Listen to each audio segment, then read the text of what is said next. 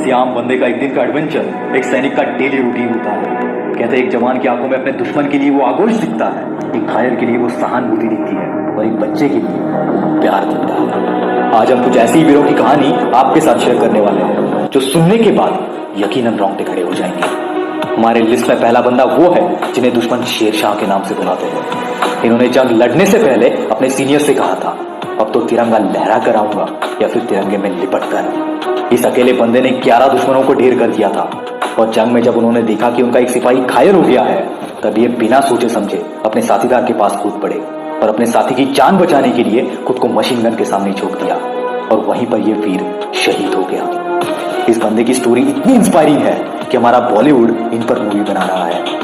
दोस्तों, सैनिक के देशभक्ति का अंदाजा हम इसी बात से लगा सकते हैं कि दुश्मन के कब्जे में और उनकी जमीन पर होकर भी खुद की जिंदगी के लिए मां से बगावत करने का ख्याल भी इनके दिमाग में नहीं आता। इस लिस्ट में अगला नाम है सौरभ कालिया। दोस्तों, इस बंदे की स्टोरी जब मैंने पहली बार सुनी थी, मेरे रोंगटे खड़े हो गए थे। कारगिल के दौरान ये शहीद हो गए। एक मामूली पेट्रोलिंग के दौरान इनको दुश्मनों ने बंदी बना लिया और इंडियन आर्मी के सिगरेट्स उगलवाने के लिए इनको इतनी तकलीफ थी, इनके दोनों आंख फोड़ दिए, कानों में लोहे के सरिये घुसेड़ दिए, लेकिन बंदे में तो देशभक्ति कूद कूद कर भरी थी।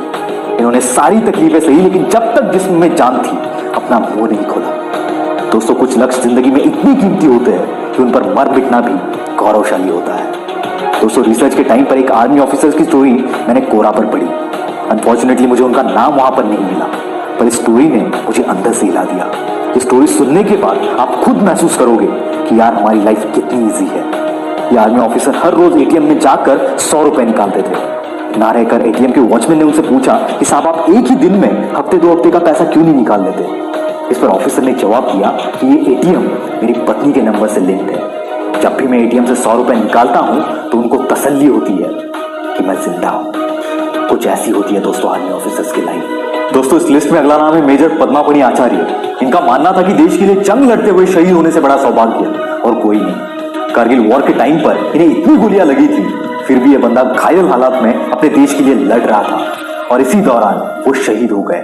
इन्होंने जंग लड़ने से पहले अपने पिताजी को एक चिट्ठी लिखी थी, जिसमें उन्होंने लिखा था कि पिताजी, मेरी बेटी को हर दिन महाभारत से एक कहानी सुनाना, जो अपने पिता को इसके बाद शायद कभी ना देख पाए। लिस्ट का अगला नाम है मनोज कुमार पांडे। इस बंदे ने आर्मी इसीलिए ज्वाइन किया था क्योंकि इनका सपना था कि एक दिन परमवीर चक्र मेरे सीने पे हो।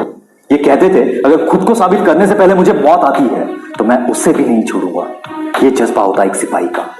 वो वीर है जो अपनी जान देकर हमें महफूज रखते हैं। वो परमवीर है जो मां से पहले मां मिट्टी को बुलाते हैं। ऐसे सभी वीरों को विल पावर फैमिली सलाम करती है।